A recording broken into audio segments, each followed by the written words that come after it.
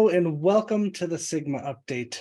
I know it's been a little bit since we've met, a whole 2 weeks off, but I'm QX and CW. How you doing? Not too bad, mate. Nice to be back here and bringing the Sigma update to the community and talking to your wonderful face once again. Oh, you're so kind, CW. So we've got a bit of a catch-up show today with some things that happened within the last 2 weeks since we didn't do it. But we'll get started right out because we are thinking we'll have a decently long conversation with our special guest today. So let's bang through this stuff, CW, so we can spend that time on our special guest. Sure, sounds good. What do we got first up? We've got who's who in the community, and I had to look through all the notes to make sure we didn't mention this person before, and we didn't. And I had to check 3 times, even like changing the spelling of the name in case I spelled it wrong in my notes. But sure enough, we haven't. And this person is Foeniculum. Yeah, our favorite little turnip. So those who are involved in the Ergo ecosystem, he's the creator of Ergnomes, the little NFT drop. I believe it was the first NFT drop on the Ergo blockchain. That's going back March or April 2021, I believe. Don't quote me on that. That's going to stretch in the memory a little bit. But yeah, I actually picked up one of my Clover pandas, which is up behind me in that first drop. So yeah, pretty exciting to see. And he's done a couple of series since then. We're up to series 3 now. Yeah, here's his website right here. He's got some links right to Sky Harbor and Ergo auctions as well. The art's very, very unique and very cool. He's even had some, like series 1, I think there's like, didn't he build some special ones for Jenny and other people as well? Like uniquely just for them? Yeah, he's done a number of sort of commissioned pieces for various community members throughout sort of the ecosystem here at Ergo. And I think he's done some collaborations even on Cardano. So yeah, it's pretty cool. Like you said, the artwork is really unique, and I like the fact that a lot of it is like one-to-one sort of hand-drawn artwork as well. And then yeah, even here's a little Easter egg as well for anyone who owns an Ergonome. Jump into the metadata, because the descriptions that Fo comes up with for the characters and things like that, they're priceless. So if you jump on there and scroll through and everything like that, even if you jump on the Sky Harbor, I believe you can bring up the metadata, so you can have a bit of a chuckle there. So yeah, I like it.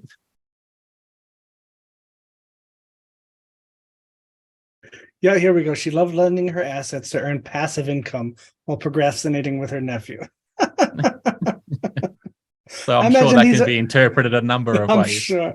I mean, these are probably his babies, right? It's not like he's spending 2 minutes drawing these things by hand. He's spending quite a bit of time drawing them. And I'm sure he develops stories in his head of what they are and who he's drawing during that time, and is able to come up with these. That's pretty good. Yeah, exactly. So yeah, encourage everyone to jump on there and check them out. There's some really good ones. You'll get a laugh. And Fo is also in the Sigmanauts, I believe, and fairly active in there and part of the community.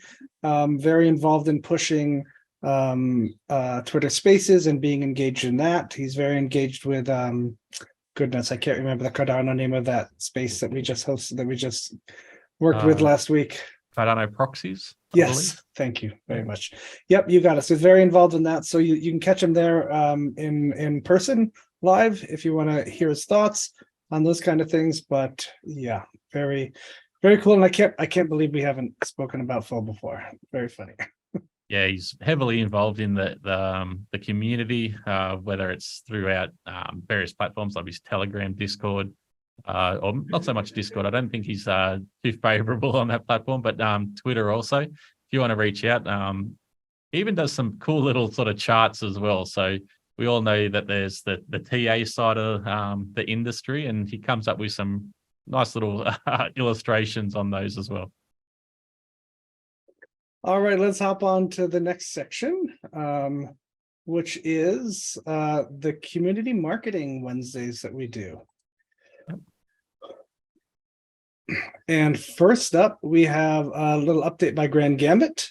They're still working on fast plays. And for those of you that aren't understanding what that is, currently with Gambit or any interaction with the blockchain, or if you're playing Blobtopia or anything like that, when you submit a transaction and in Gambit, your play goes, essentially, you have to wait a little bit until that is in the min pool and then gets confirmed as a transaction. So Gambit is working on a way to make those fast plays a little bit faster, so you can lose or gain more money a little quicker.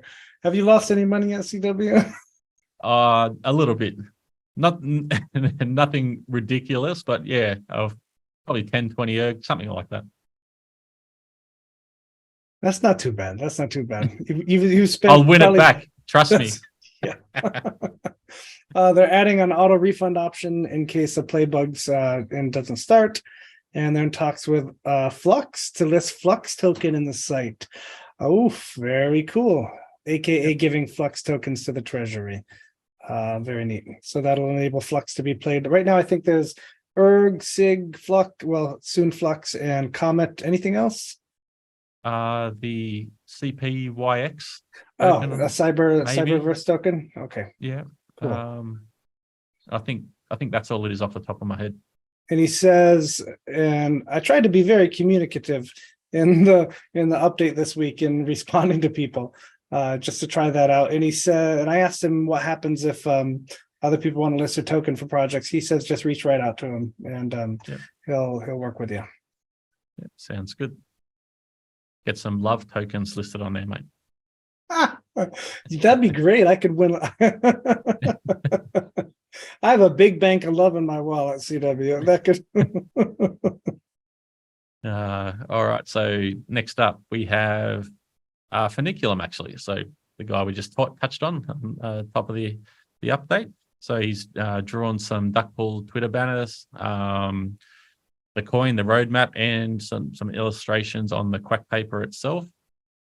He's done a lot of Perplexus art. He did a collaboration with Blitz TCG, so 3 cards for those guys. And he's also setting up the next Ergo and Cardano space episode, like you mentioned. And those are pretty cool. I suggest, they had I think we had about 130, 120 high watermark on the spaces last week. And it was great, good discussion. Went for 2 hours, and it probably could have gone for another 2 more if they didn't cut it off. So that was a lot of fun. And if you look at Blitz's Twitter, they just announced the cards as well, I believe, today. That Faux Maiden. It's pretty darn cool. Really cool. Yeah. Such a unique artist.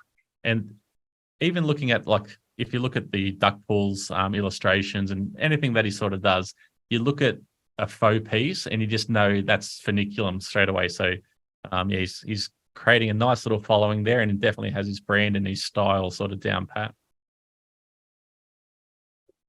Next up, we have Sisyphuspush, who is also a SIG. He says it's a final week for the Ergo NFT Awards, voting on Ergcube. Final day will be January 31st, and they'll be pushing out some reminders this week as well. He'll probably push him out from the Sigmanauts Twitter and his account, so stay tuned for that. That's been going really well, CW. HQ on Ergcube has set up a nice little voting system there, and the NFT awards got some. Last time I checked, I think there were 230, 240 for one of the first place votes up there, which is that's pretty good interaction, I feel, for what's been happening in the ecosystem lately, all around with all ecosystems as far as that goes. Yeah, nice little bit of engagement there. And if anyone hasn't voted, by all means, head over to ergcube.com and jump on there and do some voting, because there's some pretty cool artworks, and we do have a number of unique sort of artists within our ecosystem itself. And props to Sisyphuspush for organizing all that. The awards, the raffle that he ran and succeeded in fulfilling, and management of that's no easy feat, that's for sure. Yeah, exactly right, mate. Okay, scrolling down, we have AllCyberpunk next. So they're just continuing the Cyberpunk mythology collection. So there's 4 main characters left to be minted out of a total of 40. One of the characters remaining to be minted has been chosen by the community, and another And another of them is a cyber unicorn who'll be given away at the end of the minting to all those who reach the sum of 2,500 with the rarity of their NFTs. Then he's looking at launching all the NFTs at the auction house, and here is the direct link. For anyone wanting to pick those up, jump on there. And also he's inviting everyone to the website, so AllCyberpunk.com, to see the rest of the project. Man, Cyberpunk just cranks it out every week. It's got an update here, doing something. That's awesome. Not wrong. We've got HQER with a little update. I had to ping him. Did I ping him? No.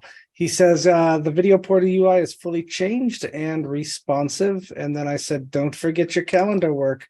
And he said he has to finish that too. So HQ is working on a community calendar. And he just texted an example today in some of the chats. And when you think of calendar, don't think of like, your square boxes with dates and that kind of thing. And this is more of a kind of a public events listing thing.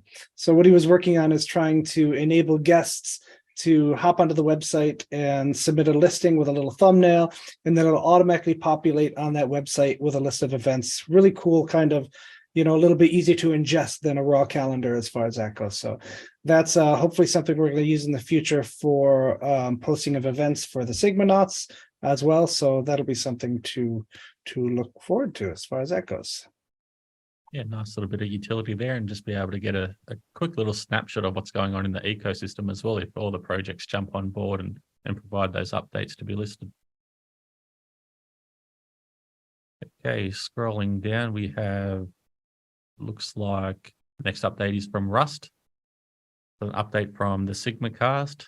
From now on, the Twitter Spaces related to Ergo, to the Ergo community, will be available on the SigmaCast podcast, and is also setting up availability of the podcast on Stitcher and iHeartRadio. So let him know where else people like to listen, and he'll try and make that available. I can't tell you enough how, this, you say it every time, that, it's like 10 minutes after posting and Rustin's got it up already, which is fantastic. Yeah, and, exactly. And that he's starting to put up the Twitter Spaces too now. I feel like the poor guy's phone's notifications are going to be going off like a helicopter all day once this stuff gets rolling. Oh, we got to post another one, kind of thing. Yeah, I actually reached out to see if he was interested in hosting the Twitter Spaces, or even if it was possible to rip them and everything like that. And as soon as I mentioned it, it was probably, it would have been less than 5 minutes or something like that. And he actually had the Twitter Space ripped and up on the podcast platform, SigmaCast. So yeah, even when I release a hash it out or something similar, it's like I make the video public and he's already got it up and announced before I even like make a tweet or something about it. So yeah, definitely efficient worker there. Yes, that is for sure.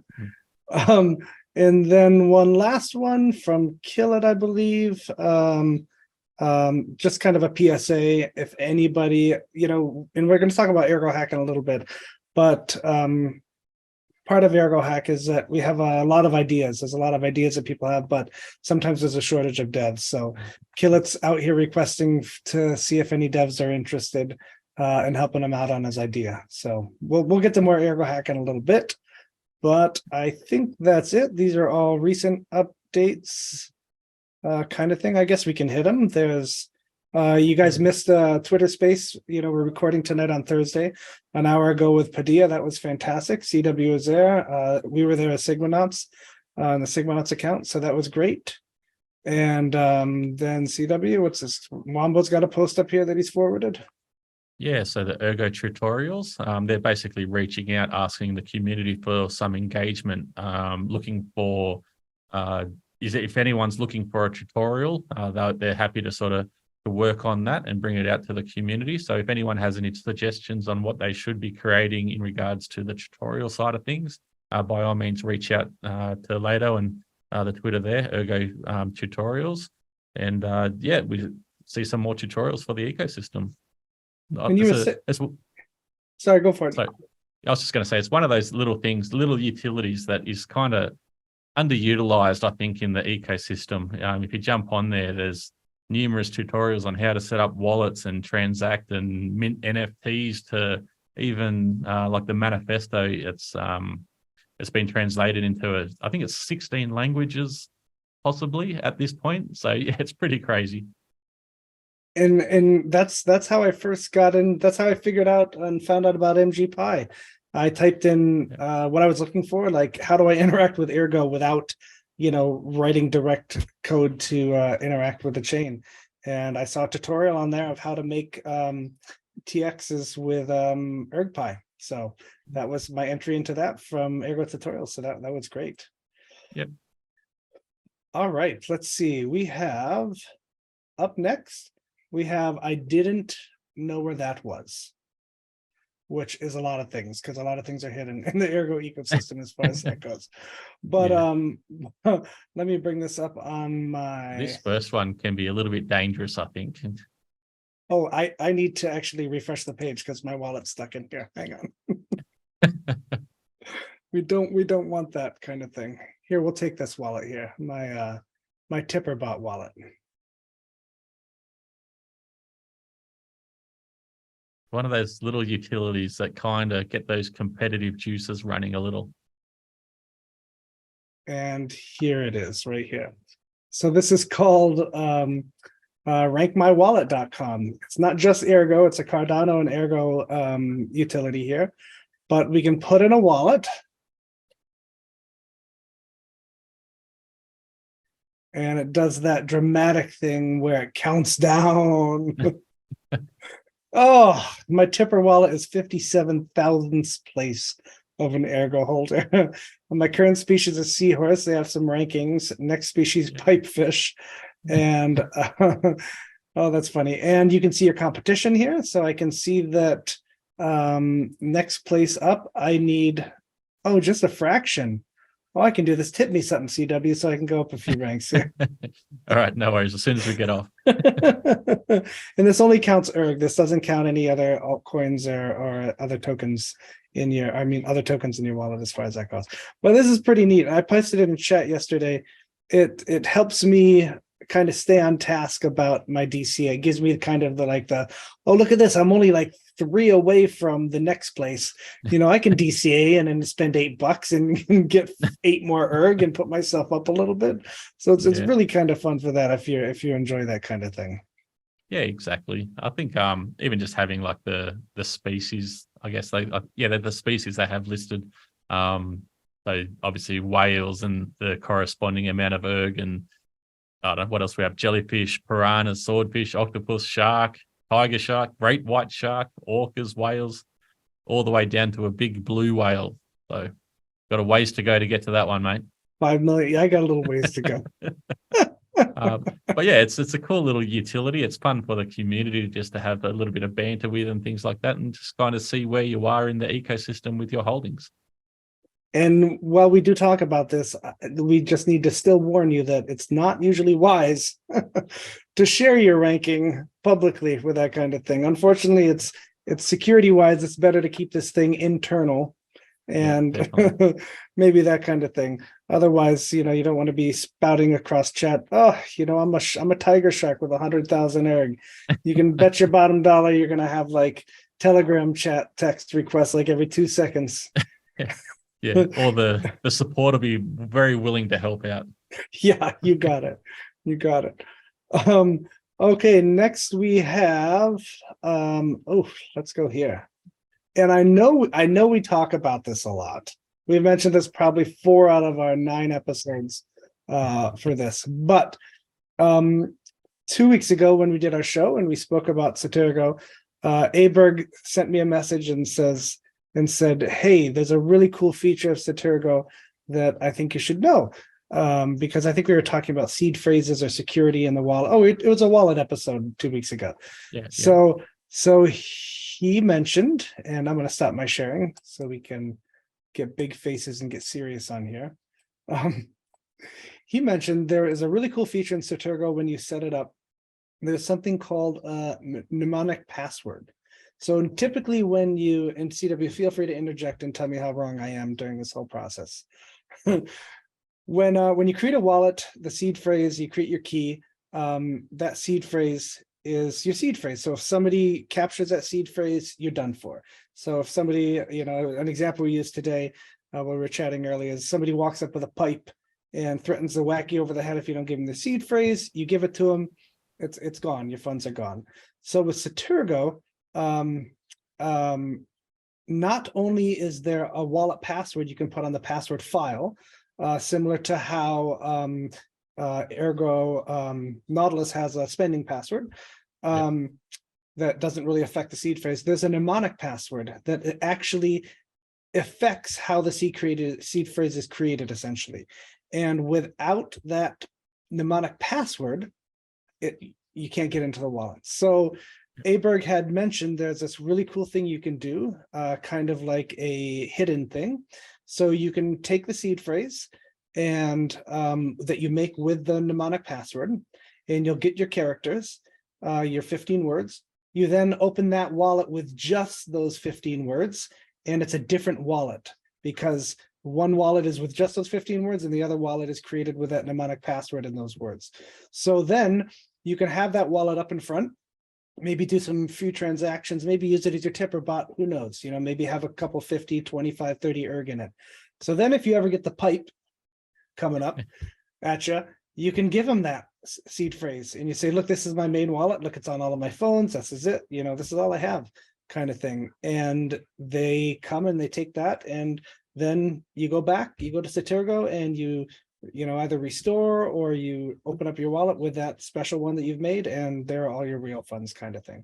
So it's really, really cool feature, extra layer of security, extra layer of protection.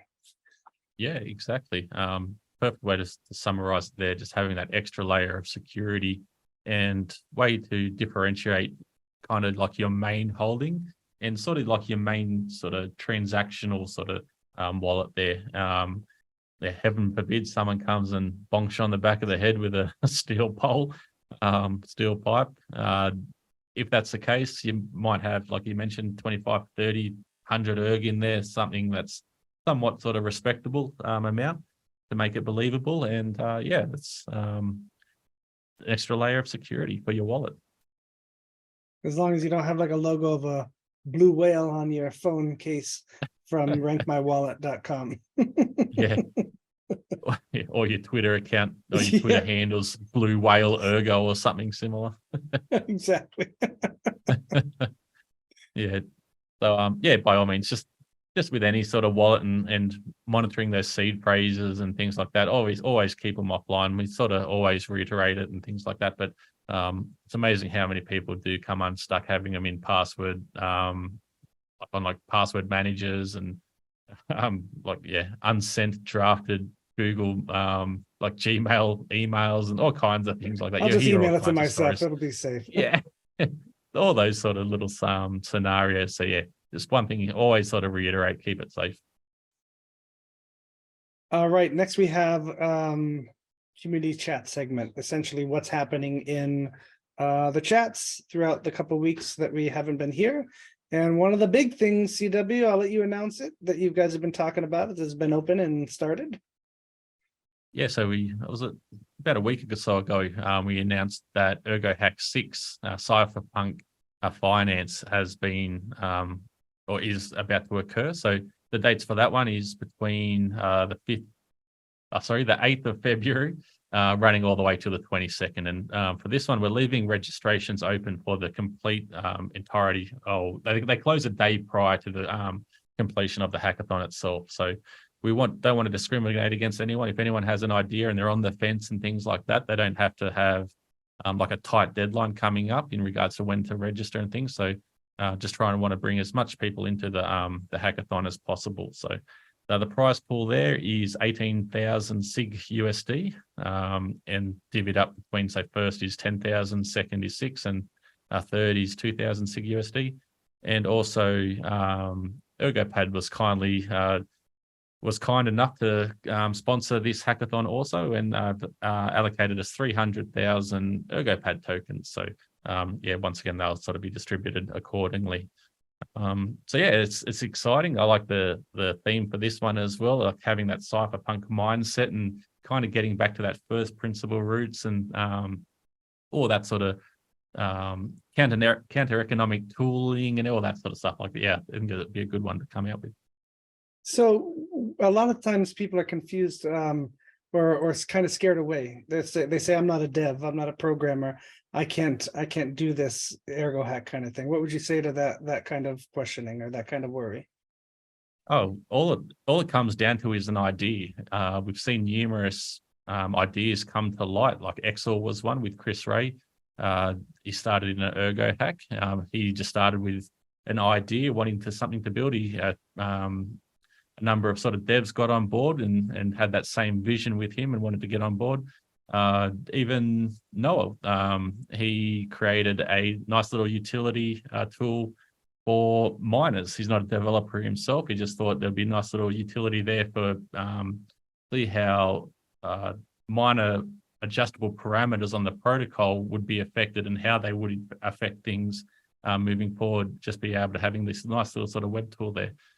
So yeah, all you'd have to do is have an idea, post it up, and see and try and attract some devs and things like that. Don't let it discourage anyone, because everyone's not a developer. It just comes up with an idea, and a number of people will jump on board if it definitely like entices them to sort of come on board themselves. And I think one of the winners last time was, I mean, granted that he was a programmer, but essentially was a white paper on his protocol, right? Cheese wrote a white paper for one of the submissions for ERGOHACK V, I believe. Yeah, Cheese wrote the SNISPs white paper. Snips. At the time, it was named SNISPs. Yes. So he actually didn't come away with a win, unfortunately. The presentation and everything like that for the white paper was amazing. But fourth, right? You got fourth, was that it? Yeah, he got a can't remember who, if it was from, might have been the EF, I can't remember. But he got an allocation of funds just for the great submission and everything like that.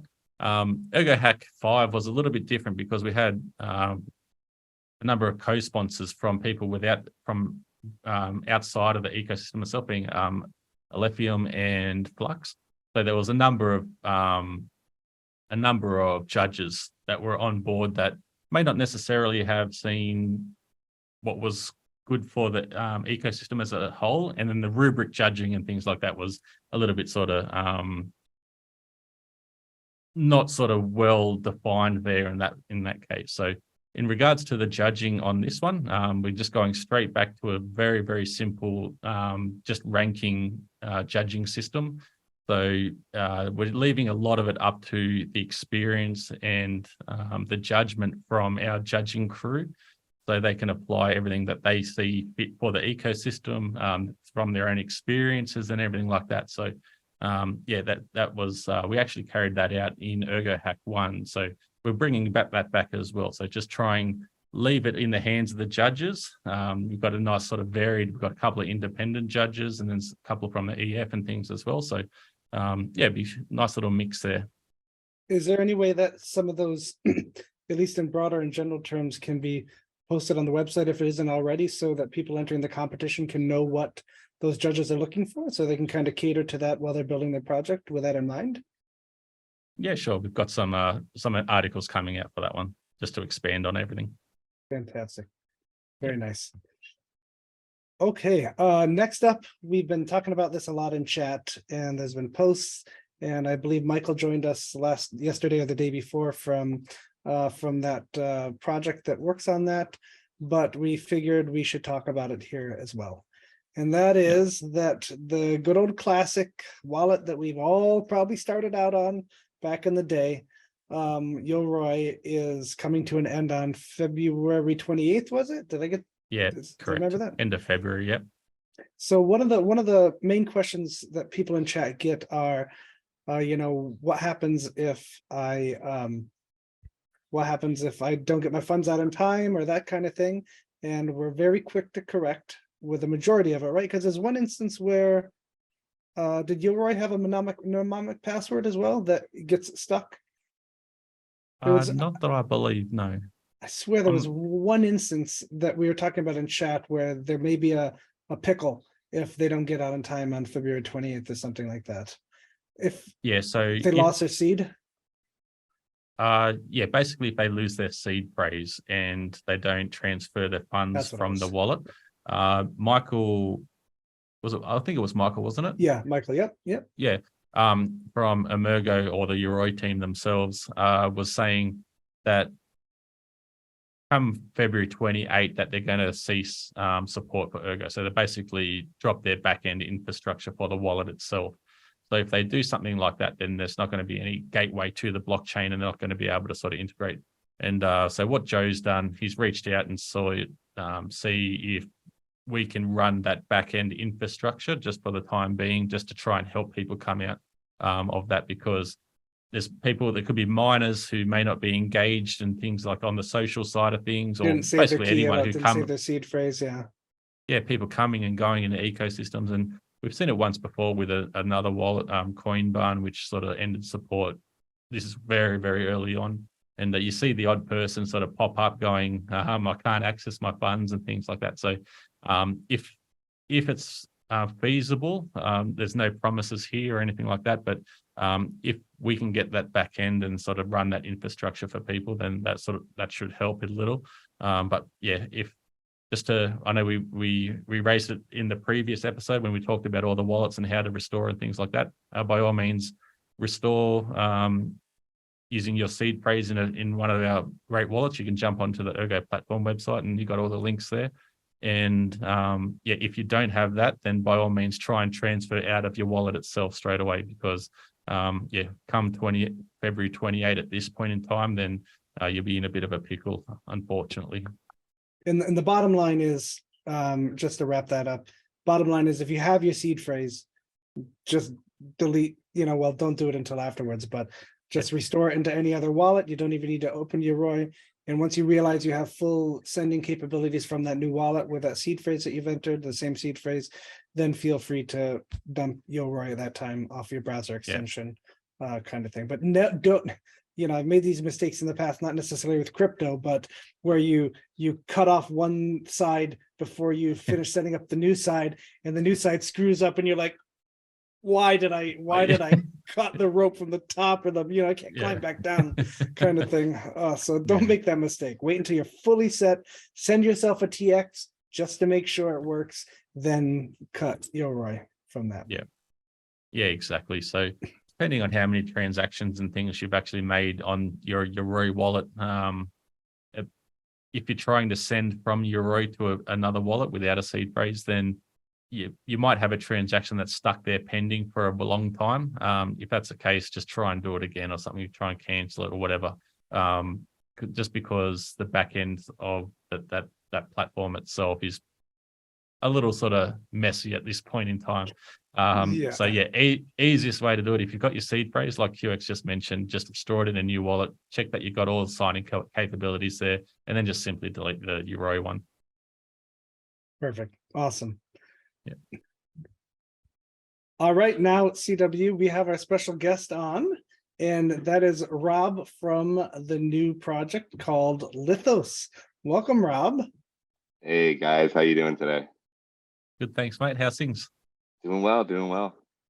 I think we were just talking about the last time you were on YouTube with CW, at least, and was with me, CW, and you on Dark Cave Miners, right? Yeah, it was literally, I think, right before the merge, right? Ethereum merge. Yeah. And yeah, we had you on as a guest. So, interesting transition here. But yeah, I guess I passed the baton, right? I think you were like, oh, I can't get any worse than this. I'm not going on again. And yet here we've roped him back in. Here we are. We're back. Yeah. Just, that gravitational pull, it gets you, Not wrong, mate.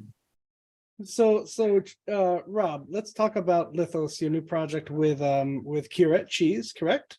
Sure. Yeah. So unfortunately, Karak couldn't be here today. He got COVID, got the best of him. So we'll have to bring him back again. We'll do a more in-depth version, more from the developer side of things. But yeah, no, LITHOS from a very high level is a decentralized mining platform, and we simplify it in just those three words, but it's a lot more than that. There's layers that we can peel back. But what we're looking to do is create a system basically for proof of work miners to mine on Ergo, you know, almost in a solo fashion, but be able to kind of pull that together later on, right? So what does that do? It kind of it breaks the chain a little bit. It breaks the chain from the standard pool mining, and you know, really provides a decentralized path for proof of work. And we'll get into kind of the foundation and the basics of it a little bit, but you know, when you look at proof of work mining as it is today, it's very centralized, right? You have the mining pool operators, they're controlling all the data, you know, that's basically being processed for miners, shares, miners payouts. And, you know, although in, you know, previous attempts where, you know, we had smart pools with GetBlock, right? We did make an attempt to try to decentralize it as best as we could, but there was still this big gap in really providing a solution, which was how do you process the miner shares on chain, right? And that's getting away from the centralized databases, the centralized stratums that the pool operators typically host, you know, in a current scenario. So Rob, let's start from the beginning for people who aren't miners, because I imagine a majority of the people watching this aren't really miners. What are the building blocks of how mining works, how mining pools works? I understand you start with a full node. Correct. So you would start with a full node. There's the way that I always look at it is there's four main components of a mining pool, right? The node or the reference client. You have Stratum, which is a Stratum server, and that's usually basically there to connect the miner to the pool and also process their shares. There's a database, so there's, you know, basically a very centralized database that someone hosts on, you know, a server, whether it's a cloud server or a server sitting in someone's basement. And that database basically collects all the share information, the miner information, you know, their address, you know, basically everything that you interface with on a mining UI gets stored into that centralized database. And then there's the UI, right, which is the, you know, kind of, I guess, the dashboard or the web page, however you want to call it, which is, I guess, the forward facing software that, you know, a miner would connect or use to see their stats and their data as they're connected to the pool. So with LITHOS, and let's dive a little deeper if we can, now that you've covered those bases. With LITHOS, what are you imagining? So let's take a popular mining place, CW. What's that big popular mining place? 2 miners. 2 miners. All right, we'll take 2 miners. So 2 miners has exactly set up what you just said, Rob, right? They have the node, they have the stratum, they have databases. They're most likely even paying people before from their own pool before they even collect it, kind of thing. Correct. So they're front running that payment to miners, which is beneficial in that it's very fast as far as that goes. So with LITHOS, what would somebody like me who runs a small rig, what would somebody like me be able to benefit from, you know, hooking up and integrating into LITHOS? Yeah, so the miner interaction will be very similar to basically connecting to a mining pool. So you would, you know, basically use, you know, your mining rig, you would connect through Hive or some other interface, whether it's a window-based miner, and you would connect to some URL, right? Whatever that may be in the future. As you connect to that URL, you're mining just as you normally would. So that part doesn't really change for you. What does change is LITHOS. The way I look at LITHOS is kind of like a modified and a improved reference client or node with a built-in improved stratum, as well as other capabilities, right? So I know that that's a mouthful, but it's really what that's doing is it's creating an all-in-one kit that a mining pool operator or even an standard end user could use to host this mining pool platform, right? Now that you have that mining pool platform, you need some way to kind of collateralize it, right? And that's, you know, kind of what we're using as kind of the foundation of the LITHOS protocol is collateralization. And what does that do is the lender, or the person who's providing the collateral, think of them as the mining pool operator. So they will be hosting the LITHOS protocol, right? Hosting the node with the built-in stratum and everything in that sense. But they'll also be providing collateral to that pool so the miners can mine and then get paid erg in a decentralized manner. So it's really, it's taking the database and the stratum that would be generally on a server, or like we said, in someone's basement, and it's putting all that data on chain because it's now built into the node, which already currently holds the blockchain data, right? So again, backing up for the standard miner, it doesn't change. You're mining erg as you normally would, but here's where the benefits come into play.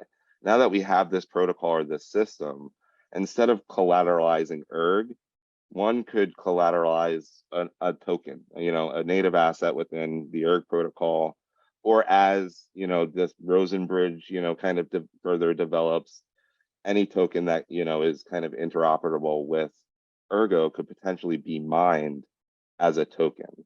So that will give the miner additional benefits, very similar to subpools, but it's used in a different manner through collateralization. So as far as collateralization goes, if we could break that down even further, you're saying collateralization. So if let's say I took that package that you had and I wanted to set up my own pool, essentially for people to mine to, the collateralization you're speaking about is the pool of funds that I put in that will be paying out to miners and also be refreshed by the erg that is being earned from the mining. Exactly right. So if I want to make that pool something like wooden nickels or love or something like that, then when when the miners mine, I pay them out in love and I collect what's being paid to my pool in the normal erg. That's correct. That's exactly right. So it's benefits for not only the miner, because the miner has the advantage to get additional tokens, not just erg, but there's also benefits for the lender or the pool operator in a sense, because they'll basically, one, they could be able to exchange their their tokens, their wooden nickels, or their love for erg, so they are able to raise capital liquidity for their project or anything like that. But in addition to that, they can gain fees on that collateral that they're providing to the pool, just like a normal pool operator would now. So you go on to most miners know this, but there's a page called miner stats or mining pool stats.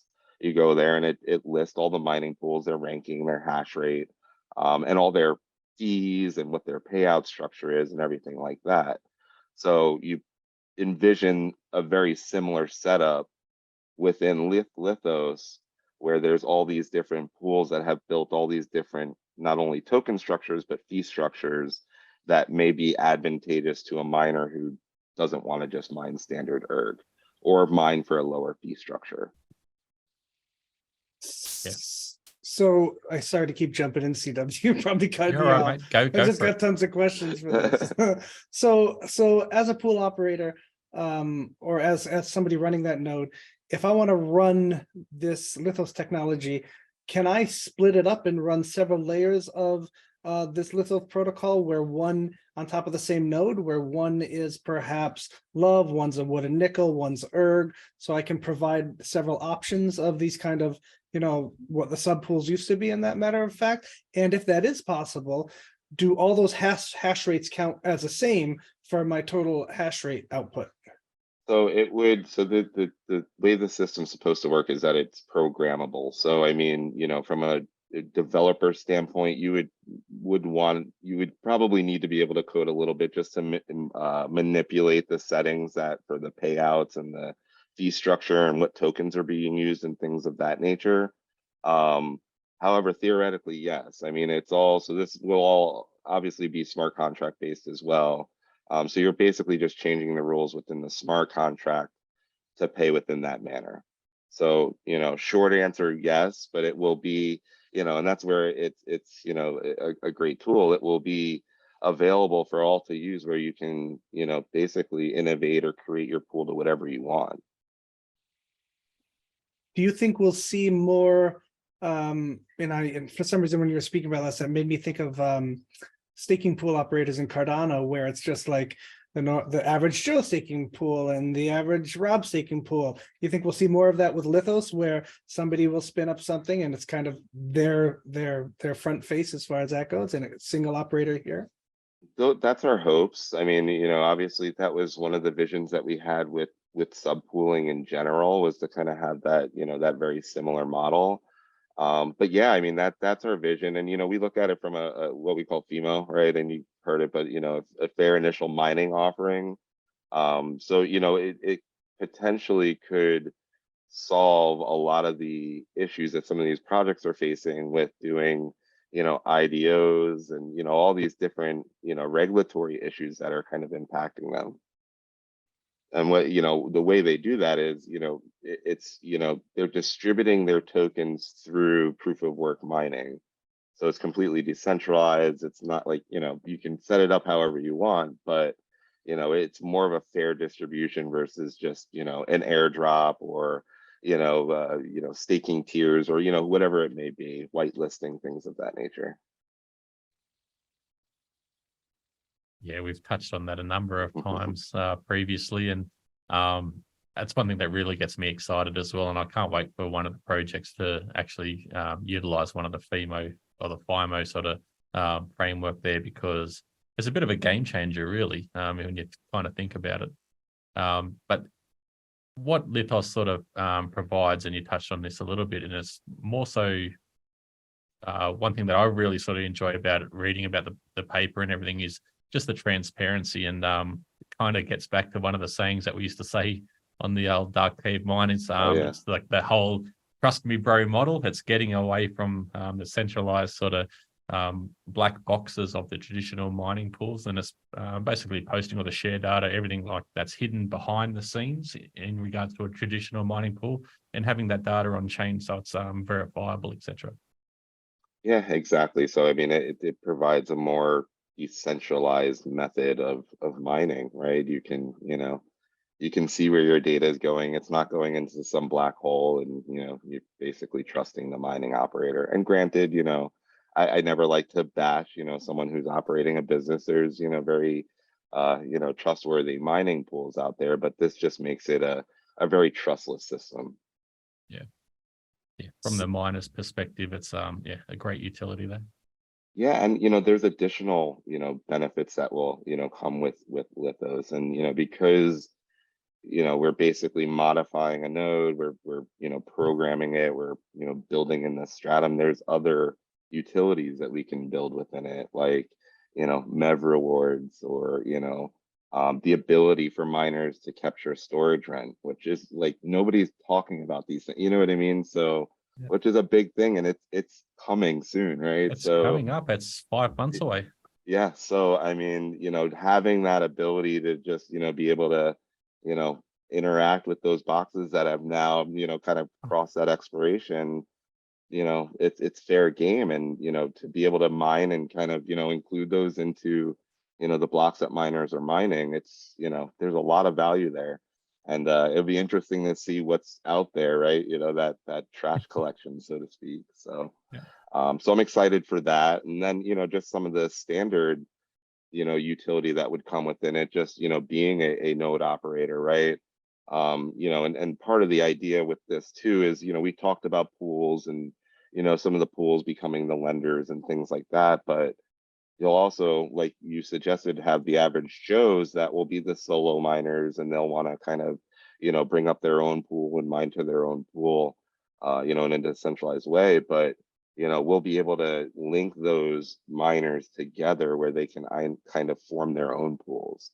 So, there's a lot of different avenues that we can go with this, but because we'll have that option, the miners themselves will now have the opportunity to participate in voting for things like EIPs like that, where right now it's all in control, by the pool operators. Again, this provides an individual way for a miner to, place their individual vote on the node. So, that's something that, I think there's a lot of value there as well.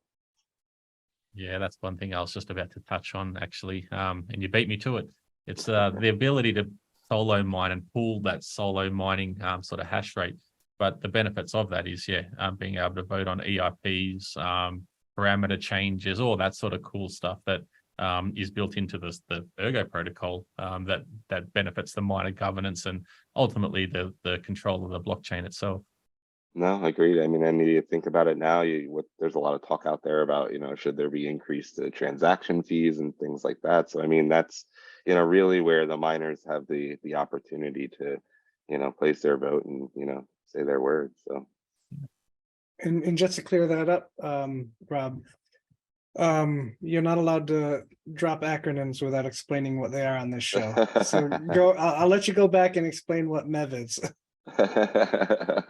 So that's MEV is basically a tool. It was developed on Ethereum, and it's basically what it does is it provides the maximum value of a block, right? So, there's gas fees in Ethereum, right? And gas fees are used to, basically as fees to process transactions. We know gas fees became very inflated over time, right? So what MEV does is it allows you to kind of sequence the transactions within a block to provide the most value out of that block based on the fees that are collected within those transactions. So that was a lot. Any questions on that? It's a new concept, obviously, here on Ergo, but I think it's interesting because, there's blocks out there, and you could see if you look in the Explorer when there's, big transactions that are processed that are, much higher than the current emission rate. And it's because there's, a large transaction fee that's embedded in there. So the ability to kind of, prioritize, I want that transaction included in the block that I'm mining, that's a real opportunity for, someone mining within the LITHOS protocol. So could that cause, sorry, go for it, CW. I was just going to say, I think that actually sparked like the mining boom on Ethereum itself. Once one of the mining pools figured out MEV, everyone jumped on board because it's basically prioritizing transactions and someone willing, it's a little bit different on Ergo compared to Ethereum, basically by the person making the transactions define what they want to pay for the transaction, whereas on Ethereum, it's basically, I'm telling you what you're paying sort of thing. So on Ergo itself, if I want to pay one Erg transaction fee, then I'm prioritized basically by the protocol itself in that instance, but then the LITHOS protocol then once again takes that to another level by actually prioritizing all the higher sort of transactions. They're grouping them all together and then providing that incentive there to the miner itself. So at some point, do you feel, even digging deeper into that, do you feel that potentially wallets will integrate some sort of real-time prioritized, like, hey, if you, from the current blocks that are being processed, you're going to get processed faster if you put it up to this fee, because the current blocks that are being processed are being chosen with this fee. And if you do the typical Erg transaction fee, it looks like you're not going to be processed until the next block or that kind of thing. Do you think, something like that will happen with prioritizing? Correct me if I'm wrong. I think some of that is already built into even the Ergo mobile wallet, where you can prioritize your transaction based on fees. I think that's the thought process behind it. I'm not sure if it works as one would think, but I think that's the foundation or the thought process behind it. You'd be able to see a real time, essentially. You could see it display to you, if it's a busy time and there's a lot of transactions going through with elevated transaction fee, the wallet would tell you that unless you have this fee, which has been the recent transaction fee, which is being picked all the time, then you're going to have to wait, kind of thing. Potentially. Yeah, I never really put some thought into that. Yeah, that creates a new market sort of thing as well for miners and added incentive there. But fees on Ergo are kind of ridiculous, to be honest, how cheap they are. 0.001 of an Erg, and even if that does a 10x or something like that of an increase, that's still very, very cheap in comparison to other chains and things. So being able to prioritize, I know Nautilus does, like Rob was saying, Ergo mobile wallet does. So if you want to say, if there's an NFT drop or something like that, and you want to prioritize something a little bit further than the next person, so you can bump it up to 0.005, I think, on Nautilus off the top of my head. Yeah. But then if you're running a node or something like that, you can define what you actually want to pay. So if you go 0.006, you front run everyone then who's using Nautilus as well. So there's a little, the fee for byte sort of market there for the block prioritization and things for the market, for the miners themselves. It's an interesting concept. And from a miner's perspective, that's one thing I want to see more discussion of in the community. I mean, hell, I dropped in Rob's dropped a ton before. Last month I dropped 20,000 wallets, and I think it was like a couple maybe not even that it cost me in the end for that. Not even. Absolutely insane. And Rob, you're responsible for kind of breaking a node once, right? Yeah. I think before actually the original airdrop tool on Ergo is still down. No, it's back up now. It's back up. Oh, now. is it? Okay, Just brought it right. back up a couple weeks ago, I think. Wow, that's funny. Yeah. So, anyways, I was using Ergotutils and I was doing a massive airdrop to. I don't even think it was a lot of miners, maybe a couple hundred, but it was a decent amount of Erg, and it just. I guess it was the way it was explained to me. It was a complex transaction that entered into the block that shouldn't, and it literally like halted the entire network, which was bizarre. But yeah, and then they shut down Ergotutils for, gosh, it was probably about a year. Yeah, it was a long time. Yeah. Thanks, Rob. Appreciate that. No problem. Rob's fault. Hey, it's all you got to trial and error, right? That's right. You got to break it to make it better. Yep. Exactly. All right, so we missed one part in this, and that's and people realize that you're going to be essentially releasing a token along with Lithos, and a lot of Ergo enthusiasts, and Dan recently today in the spaces, and Joe and everybody else that kind of talks like that, have an affinity for wanting or wishing for utility when tokens are present in a project or ecosystem, for that matter. So can you explain a little bit how Lithos is integrated as part of a required utility in Lithos? Sure. So the token has a couple main features. The first feature is really to provide additional incentive to the miners that mine to the protocol. So they'll basically have that token as additional incentive. But really, the one reason we want to use it is it's actually going to be kind of the key to utilize the Lithos protocol and to create a pool. So what it does is it actually creates a market in itself between the ones that want to create and operate a mining pool and the miners that are mining those tokens, and obviously being able to offer it to the open market. And the reason we want to do that is we don't want spam, right? We don't want just anyone or some bot to be opening up 1 million mining pools or doing some shady things behind the scenes. So the token will prevent that by almost being a fee in a sense to utilize the Lithos protocol. So those are kind of the two main features of the token currently. But as we can build additional DeFi on top of this, we can utilize that token to kind of be a gateway to that that additional utility that's built on top of the system.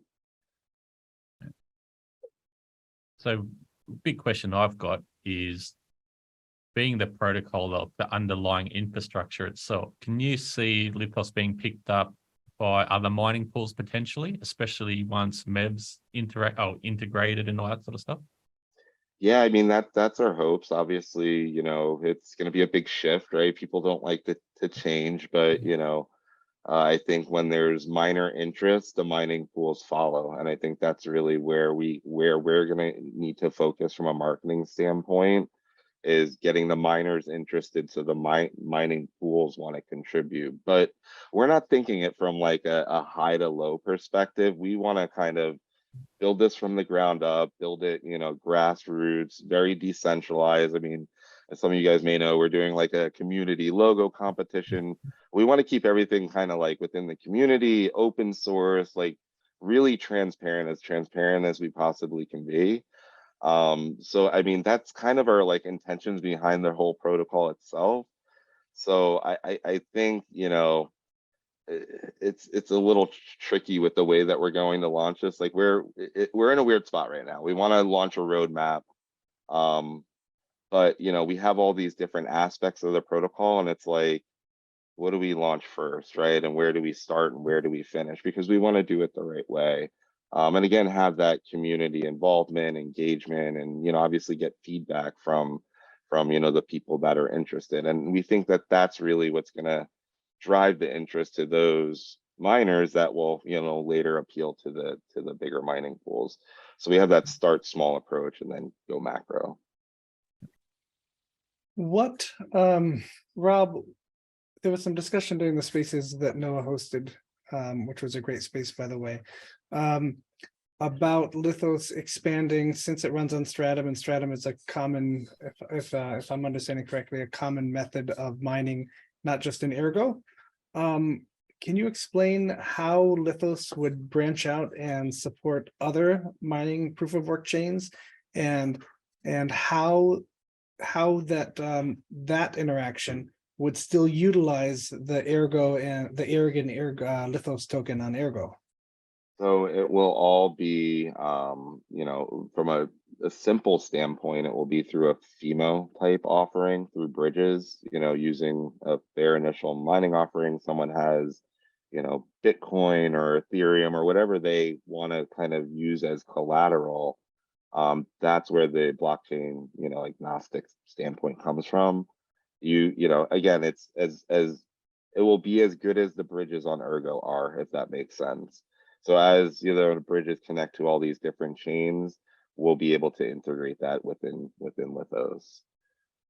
So you mine essentially to an Ergo pool, but you can receive Bitcoin. Correct. So we're not exactly. talking. Okay, so we're not talking about other chains literally utilizing this tech on their own chain. It's possible too. I mean, Okay, there's some okay. thoughts around that as well, but obviously, you know, we want to start and focus, you know, mainly You gotta on start Ergo. small, Rob. You gotta start Yeah, small. exactly. And you know, again, this is an L2 solution, so it's built on Ergo. So even if we went out to the other blockchains, it would still settle here on Ergo because that's where the L2 solution is used. But again, bridges need to be built. Like we still need that interaction with the other chains. Any secret things you can't talk about with talking with Spectrum at all on the side chain? No, not currently. Nothing going on there. That's not the answer, mate. Soon. Yeah, I'm a little rusty. It's been a while. Oh man, that's amazing. That's so. When are you allowed to say, or do you have any idea? Here, you can practice. I'll let you practice, Rob. When do you think the Lithos token will be you know, available or that kind of thing? Soon, trademark. No, but Perfect. yeah, I mean, look, we have, you know, really a 6-month timeline that we've kind of outlined for, you know, the development of this project. Again, being very transparent, you know, small team, we want to keep it small. Again, we'll get, you know, potentially some community involvement later on. Developer time, like, you know, that's the thing with some of these projects. Like people think, you know, it's all for free, you know, it's all community service. And, you know, granted, there is a level of that, but, you know, at the end of the day, you know, people, you know, they need to get paid for work, right? So, you know, Karat is obviously one of the founders of Lithos, also, you know, the core developer. I need to pay for his development time. So we'll be doing some, you know, find an interesting way to do funding in a decentralized manner, you know, develop the program and then launch it. So, you know, our thoughts are, you know, we'll do it in kind of a phased approach. We'll do different phases of funding. You know, maybe we'll utilize some tools within Ergo, who knows, you know, we'll see on that. But you know, we'll do it in phases and it will be based on, you know, hitting certain, you know, benchmarks or certain attainments, right? Just versus just like, hey, we need all this money, we need to develop this project, and then it just goes into that black hole. That's not what we're looking to do. Like we want to be in this for the long run. We think it brings value, not, you know, not only to Lithos, but to the, you know, to the Ergo ecosystem as a whole. And you know, we think that you know, we should get some interest in it even in this, you know, bear market, right? So, you know, that's kind of our plan for now. We're outlining the roadmap. It's a little tricky because as we were kind of laying this out and thinking like, how are we gonna, get to, from point A to point Z, ErgoHack popped up. So we will be participating in I was just going to ErgoHack. ask you. Yep. So that's something that we're working on. It kind of shifts our direction a little bit. But what we'll be looking to do is a demo of the collateral contracts that will be used. So in theory, a solo miner will be able to connect to the system. Someone will be able to provide collateral to that pool, and a solo miner can mine to that pool. So that's what's to come. We'll give you more as we have more details, but that's something that was originally further along in our timeline. So now we're starting there. We're gonna have to kind of back up and then approach it like that. So The bait of that 10,000 SIG USD reward is quite tempting. yeah, hey, look, gotta pay the devs, right? No, you can't love Ergo if you can't eat. Right? Exactly. Well, I've I got look so many forward to having questions, your Rob. proposal. Yeah, I've got so many questions, Rob, but I'll save them for next time we have you and Cheese on to talk more detailed. Yeah, no problem. Be happy Just to. quickly, you did mention that you do have the logo competition. Can you let the community know what's going on with that one? Yeah, so we opened it up about a little over 2 weeks ago. We're doing a logo competition within the Ergo Telegram chat as well as ours. And we basically open it up to any community member. If you're an artist or a Photoshop enthusiast, feel free to kind of submit a logo. We kind of got past that point already, but where we're at now is we have a bunch of logos that have been submitted, and we put them up to vote. So the voting actually will close tomorrow at end of day, and then from there we'll decide from the top 5 logos that have been submitted, and from there we'll potentially modify the logo a little bit, but we'll stick with that logo and kind of build our branding around that. So a different way of approaching things, but again wanting that community involvement and engagement, and hope that everyone will be with us along the way. You didn't trust the community to pick the logo, the #1 logo. You didn't want Bodie McLithos boat face. That's yeah. Look, we did a Lithos community McLithos. vote on the name, so we figured let's keep going. But yeah, no, we have to make sure that there's nothing too crazy. But interestingly enough, the #1 was in our top 5 as well. So #1 so far. I haven't pointed my bot army against it yet. yeah, there's still a little bit of time. So Yeah, so to be able to vote, where can one find the ability to do that? So actually, we partnered up with Ergcube. So another community member actually hosted the vote for us on his site, on his UI. So check it out there. We can post a link in the chat, in the comments here, and check it out. And it's an upvote, very simple to what many are used to. So go in there, and if you have more than one favorite, feel free to choose more than one. That's awesome. Well, Rob, thank you so much for joining us. It's been amazing. You've really given us a nice high-level explanation that I think a lot of people will be able to pick up onto that are watching this. So Thanks, that's very grateful for that. Appreciate you guys having me. And hopefully we don't see like in another 8 months. We don't wait another 8 months to see you again on the screen. No, I'll be here on a normal basis. So as soon as we have updates and more direction, we'll potentially use this as a medium to get the message out there.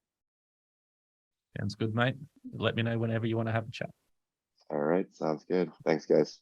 Thanks. Ciao. Cheers. Have a good one.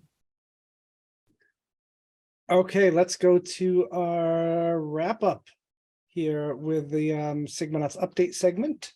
So we've been continuing to have meetings every week, every Sunday at 3 p.m. UTC. And the new thing that we voted on and passed was that you may have noticed in the main chat this week that we post all meeting notes. We post a video screen share and voices of the meeting, and we post the chat, not the chat transcript, the translation, what's the word I'm looking for? Yes, thank you, CW. We post a voice transcript of that as well. So if you're ever feeling disconnected or wondering what the heck we're talking about, It's all there for your enjoyment. And we had some suggestions. I think Noah suggested several weeks ago that we do a hard stop at 1 hour, and anything that doesn't get discussed jumps into sub meetings or breakout groups or that kind of thing. And that's been working really well. This last week we hard stopped at like 56 minutes, and it was perfect as far as that goes. So we had some brief discussions on treasury. As I believe we're at that stage, since we have kind of a informal voting system set up with a Sigma app, vote app.